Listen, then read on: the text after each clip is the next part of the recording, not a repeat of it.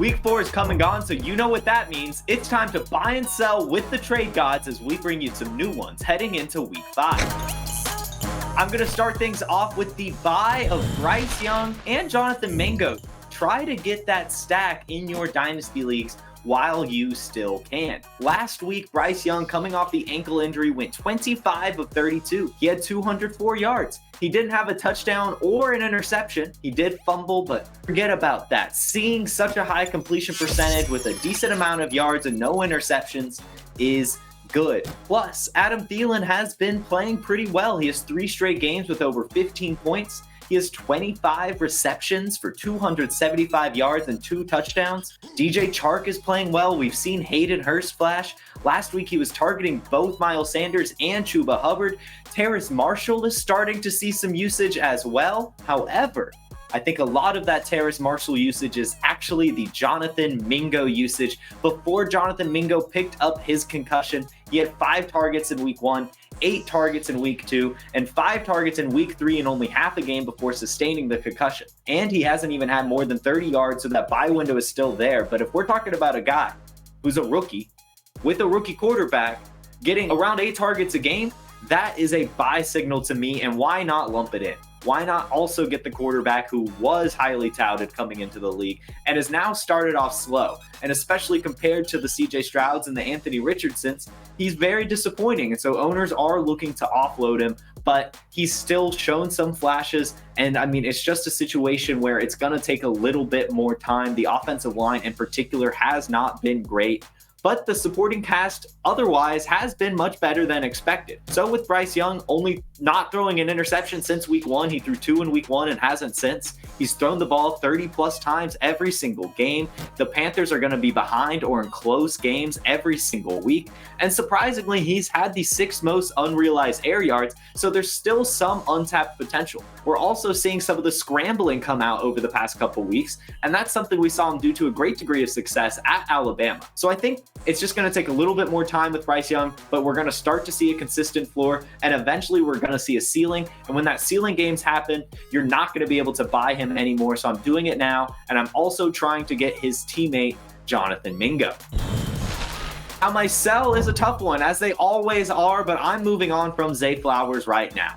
He still has the rookie hype, he still has the week 1 hype, and he still has the I'm the only wide receiver on the team hype. Well, last week, where he was the only wide receiver, right? Odell Beckham and Rashad Bateman were out, and yet he only had 3 receptions. Plain and simple, Zay Flowers is being treated as the wide receiver 1 of this class, and to me, it's just not him, and it won't be him. You can still get Jordan Addison plus, you can still get Jackson Smith and Jigba plus, you can especially get Jackson Smith and Jigba plus based on how he started out, all the rookie wide receivers that have been flashing that you can offload him for, and there's a plenty other amount of wide receivers with tons of upside out there. Think about these wide receivers below him in most dynasty rankings: Jackson Smith and Jigba, Cooper Kupp, Deebo Samuel, Christian Watson, Drake London, Keenan Allen, DJ Moore, Nico Collins, Michael Pittman, George Pickens, Tank Dell, Jamison Williams. The list goes on and on and on and on, and there's plenty more out there. You can really get a good return for Zay Flowers right now. There's some underlying metrics that are not very exciting. He's 96th in average depth of target, showing that he is being basically manufactured these touches, being schemed into these touches, and he's doing an okay job with them, or so you think. But while he has the 12th most receptions, he only has the 27th most yards. That is not producing well off the receptions. And also, he has the 13th most red zone targets among wide receivers, but 0 touchdowns so far. So what's giving? I just don't see much ceiling here. Odell Beckham will be back at some point. Mark Andrews is going to still be Mark Andrews. Rashad Bateman might have a game or 2. We never know. And the Ravens could still always bring in another wide receiver. They were talking about bringing in, DeAndre Hopkins even after they brought Zay Flowers in. So I don't see much ceiling here. I think we're at the top of his market, and I think you can get a great return, and you should, while you still can. So buy the Bryce Young and Jonathan Mingo stack, sell Zay Flowers. You guys have a great week 5. I'll kick it off to Maddie for his buy and sell. What's going on, player profiler faithful? It's Matty Keywoom. I'm talking about one buy and one sell here in the Trade Gods Overtime Edition. I'm going to bring it to you the different perspective here. So my buy is going to be through the lens of a team that's trying to win now, whose winning window is right here, right now. So they're looking for a player to take them over the top. And then my sell is going to be something, a player that teams are looking at a rebuild should look to sell right here, right now. So why don't we get on into it and talk about my buy and sell.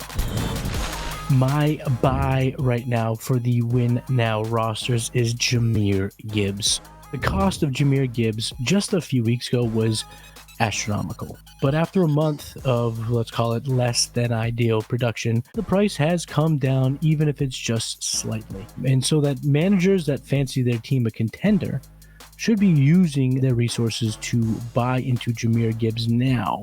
And I think he could be the player that gets him over the top, because at the end of the day, he is a very talented rookie. The Lions offense has been relying on David Montgomery, and that has further probably suppressed the value of Gibbs, which for us buyers of Jahmyr Gibbs, we don't mind the extra deflation in value. But let's face it, D-Mont isn't going anywhere and seems to be truly a valuable cog in the Detroit scoring machine. So why should people be buying Jahmyr Gibbs if they're looking to win? Well, the simplest answer that I can give the Trade Gods listeners is that the rookie running back is awesome at football. A month into the season, it's glaring that Gibbs's role does not rhyme with smell now.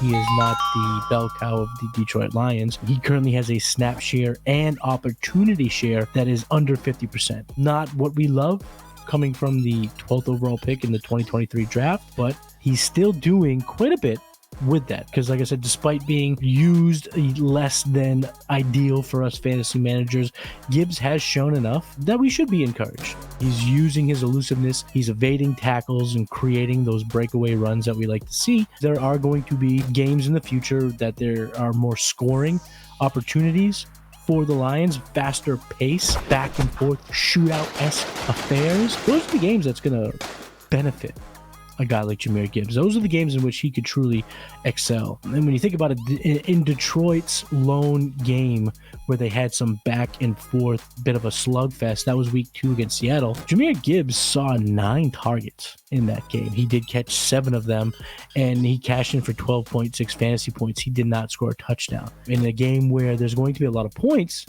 we're going to have to factor in some touchdowns for Jahmyr Gibbs. He hasn't scored his first NFL touchdown just quite yet. In week 1, he fell. He had a touchdown run that was definitely going to be cashed in, but he slipped and fell. So those touchdowns will come. He's not going to go Deontay Johnson on us. So with those shootouts coming, the touchdowns, they are also coming. So it's time for fantasy managers to buy Jahmyr Gibbs and help them get over the top. So my sell for teams that are looking for rebuilds, the teams that are looking at 2024 and beyond, it's time to sell Kirk Cousins. Now, anyone who has been checking out any of the content that I've done over the offseason, over the regular season, is going to be shocked to see that Kirk Cousins is a sell for me. I've been all about Kirk Cousins leading up to the season, into the season. I've been on record saying my bold take of 2023 is that Kirk Cousins has 50 touchdown passes, and you know, it's been pretty good so far. So people might be shocked to see him as a sell for me, but sometimes you got to cash in when value is high, and the reason why his value is high is that he's been good. Like I mentioned, he's racked up over 1,200 passing yards, and he leads the league with 11 touchdowns in his first 4 games. So he's been really, really good. That current production, again, is the exact reason why teams that are facing a rebuild should move the veteran now to maximize that return. Cousins' future is uncertain. You can absolutely factor that into the equation. We don't know if he's going to have this loaded Minnesota offense at his helm going forward. That kind of brings his long-term value, it brings it down a little bit, because that uncertainty is something that we don't like in dynasties. So it does make sense for teams with aspirations to win in 2024 and beyond to go ahead and sell Kirk Cousins now while his value is spiking. Sometimes it makes sense to move on from a player that is overproducing. His surface stats don't reflect his underlying metrics, so it seems like he's getting a bit lucky. That's not the case for Kirk Cousins. Matter of fact, he ranks in the top 10 in adjusted yards per attempt, true passer rating, and deep ball completion percentage. Matter of fact, he's also top 10 in air yards. He's airing it out.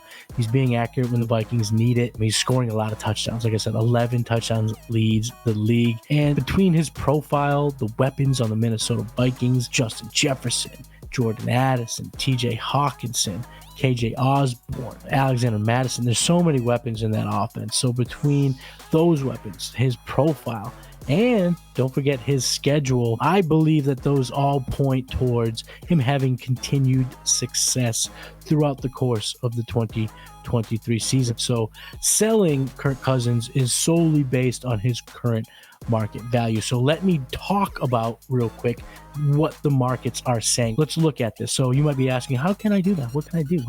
Maddie, where can I go to see other markets? How can I see what the market value is in Kirk Cousins? Well, if you go to playerprofile.com, you get the all-in package. Use promo code Maddie, get yourself a little discount. And then you use the trade finder tool at playerprofile.com. That's where you can go and see what other fantasy managers are paying or what other fantasy managers are selling a player for. So we're going to look at Kirk Cousins. So here are some examples on the trade finder at playerprofiler.com. The trades that are happening here and now. Kirk Cousins in a 2024 second round pick for Joe Burrow in a 2025 pick. Kirk Cousins for a 2024 first round draft pick.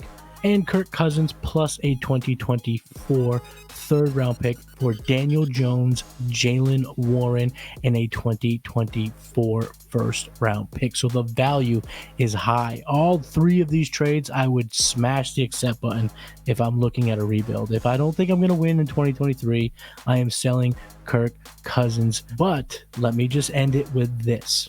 This advice is a two-way street. And what do I mean by that? I mean that if you're a rebuild, trade Kirk Cousins away. But if you're a contender and you're looking to win now, and you're a little bit QB needy, whether it's superflex, you're looking for that QB2, or if it's your QB1 in a 1 QB format, anyone who's QB needy and looking to win in 2023 should look to buy Kirk Cousins, because Kirk Go Cuzzy is going to have himself a great 2024 campaign.